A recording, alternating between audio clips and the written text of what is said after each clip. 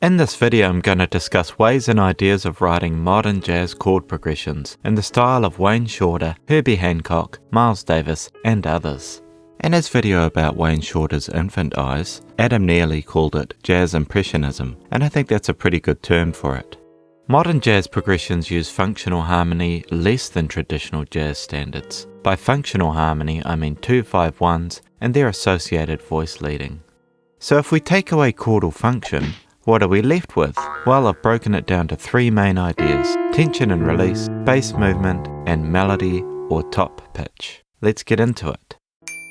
In modern jazz, there is free use of chord extensions, so chords are often thought of as scales rather than just chords. Chord 2 in C major, D minor 7, would be thought of as a D Dorian. Chord 5 in C major, G7, will be thought of as a G Mixolydian.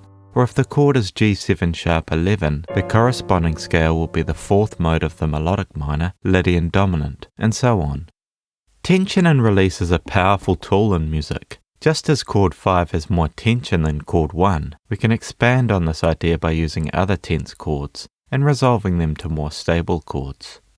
Thinking of chords in this way gets us thinking about tension and release rather than chordal function, and this can be a gateway to accessing more modern sounding chord progressions. Of the modes of the major scale, here is a list from the most stable to the most tense of the modes. You may disagree with this order, and that's fine, make up your own order, but it's a good starting spot.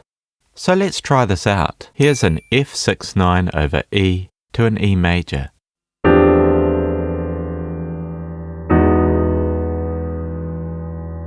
That's really an E Phrygian to an E Ionian.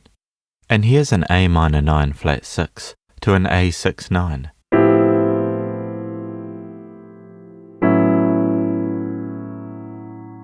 That's really an A Aeolian to an A Ionian. Herbie Hancock uses this technique various times in the modern jazz standard Dolphin Dance.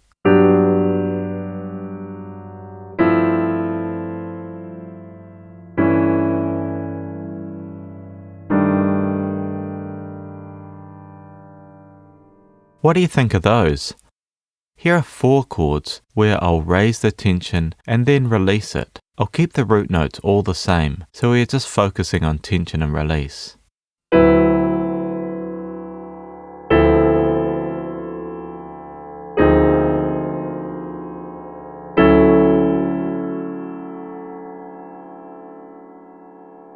When paired with some semblance of melody, this already becomes quite a powerful tool.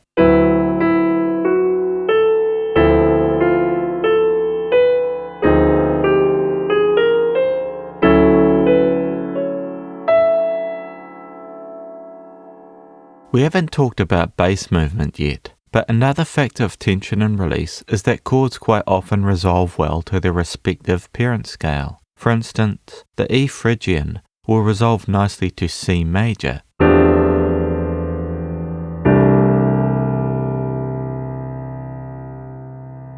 As would F Lydian to C major.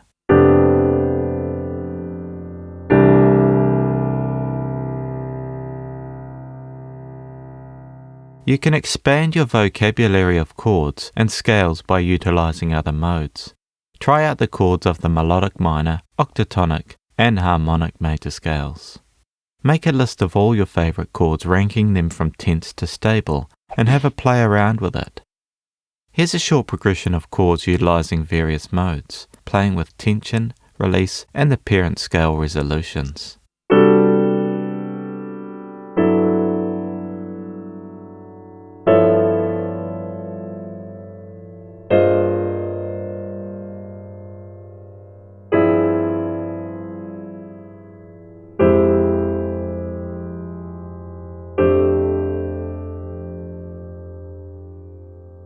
Before we move on to bass movement, a note about suspended chords.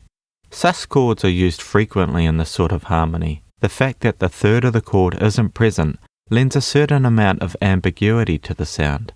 This can be favourable when dealing with more nuanced sounds and advanced harmonies. By the way, a lot of the real book lead sheets can be quite inaccurate on these more modern style tunes, so if you need to do some transcribing, try lalel.ai. And if this sounds like an ad, that's because it is. Lalel.ai got in contact with me asking if I'd be interested in trying out their stem splitter. It seems like it would be a great tool for producers who want to separate voice or voices from a backing track. But I immediately thought it would be really good for transcribing, as you can separate out piano, bass, winds, voice, and more. So I thought I'd put it to the test with Wayne Shorter's infant eyes. That way I can hear more easily what's going on with a modern jazz harmony. So first I separated out the piano and the bass. Check out how well it works.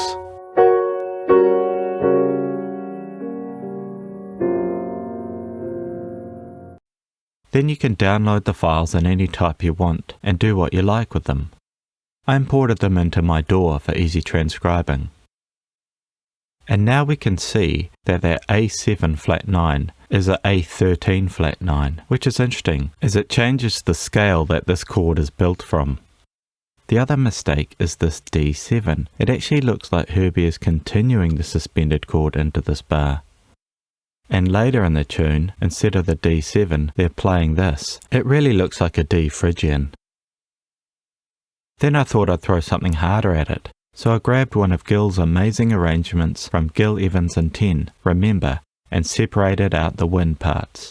Now this arrangement has a pretty complex timbre involving trombones, trumpets, French horn, and bassoon, and others, so pulling out only the winds out of the whole ensemble is a lot trickier for it.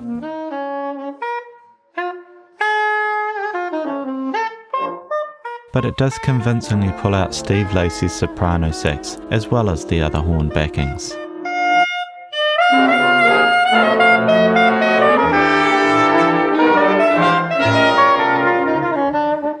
Anyways, if you are trying to transcribe some material or learn a solo, give it a go. A link is in the description. Now on with the video. As I usually mention in my videos about harmonizing melodies, bass movement and melody in the bass are important in the overall sound. In this segment I'll discuss the intervals of bass movement and show examples from existing tunes. Falling major or minor seconds are common and provide good forward momentum. Have a look at this example from Infant Eyes by Wayne Shorter.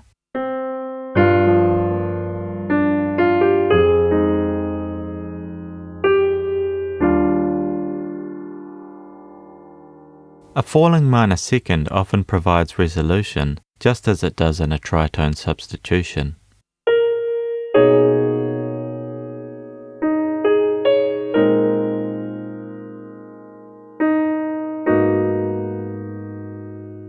Rising seconds have a slightly suspenseful feeling. Here is Tony Williams's piece, Pee Wee. It starts with a few bars of D flat in the bass with the tension increasing. Then the root is raised up to a D, E flat, and then a E.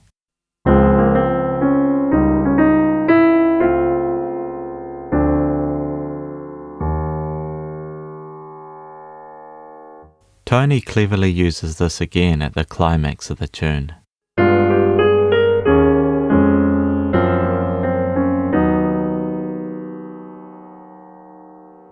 Now you are probably getting ideas like, what if you pair a rising bass movement with chords that increase in tension? Exactly. See how thinking like this can open up new avenues for sounds? Rising or falling fourths and fifths is a sound we are used to. It provides forward motion and stability. Have a look at how Wayne Shorter utilizes these intervals at the right time in Infant Eyes. We have falling seconds, and then at the end of the phrase we have a fourth, and then a falling fifth to launch into the middle section.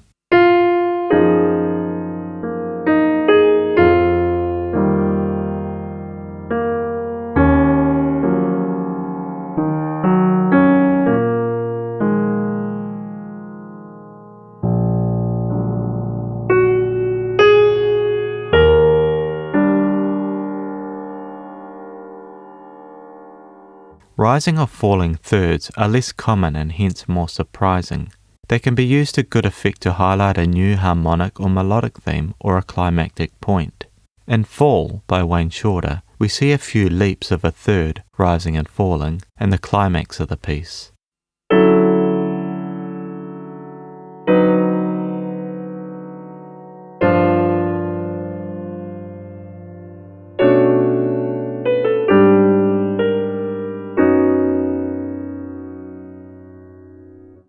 Tritone leaps are similar to thirds, but their slightly larger leap makes them stand out more, which makes them good for surprising moments, just as Wayne Shorter has done in his beautiful ballad, Infant Eyes.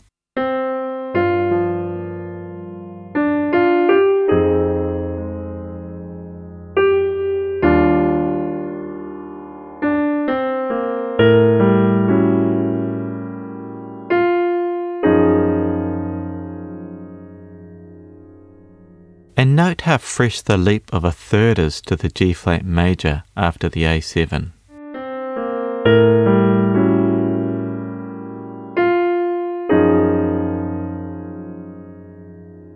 If you haven't seen my video where I arranged this marvellous tune, check it out. I encourage the drama of the A7 by writing a trill-like figure in the accompaniment. Link is in the description.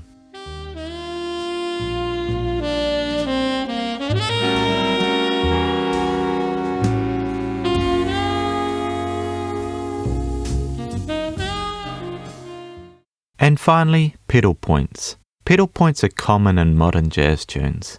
As we have already seen with the previous examples, a bass pedal is a great and easy way to connect seemingly unrelated chords, which leads me on to... Now, melody writing isn't really a topic of this video, so what I mean by melody in the context of chord progressions is there a common or rising or falling pitch that we hitch our chords to that will make them sound connected? It's similar to what I've talked about for the bass movement. For instance, just as a bass pedal can connect unrelated chords, a common upper pitch can connect them as well. Here are some chords chosen quite randomly with a common pitch on top of the voicing.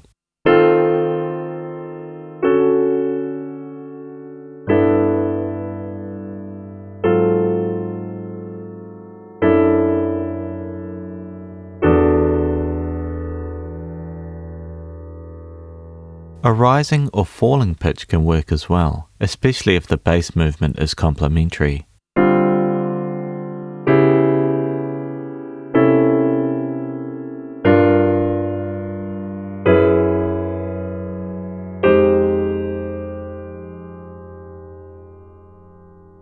You can hear from this example that we are starting to get closer to the idea of a melody. If you start pairing this with a nice melody, bass movement, and well thought out tension and release, you'll have yourself a modern jazz composition.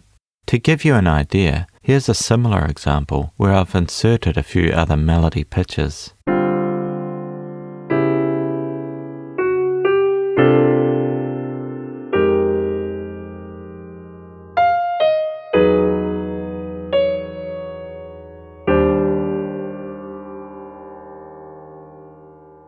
Using sequence is a good way to do this as well. Have a look at Nefertiti and Dolphin Dance. Here's another example with a basic 3-note sequence.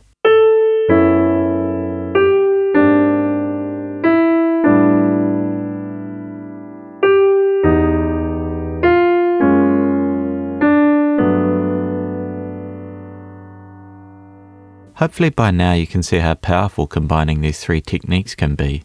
Give it a try and let me know how you get on. At the end I'll do a basic playthrough of a tune I composed with these techniques called Waltz for Nom.